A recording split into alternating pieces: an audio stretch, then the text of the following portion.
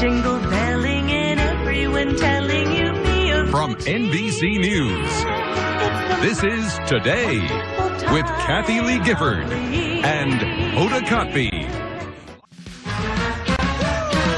We're back in our studio on this Tri-Day Friday, counting down to the holidays and trying to get some fun gadgets to give and to get. And who better to come up with his toys than the author of Gadget Nation, our friend Steve Greenberg. Hey, Steve. You always bring good stuff. Try. These are all like holiday helpers for the most part. This is the smallest microwave in the world. This is called the IWave Cube.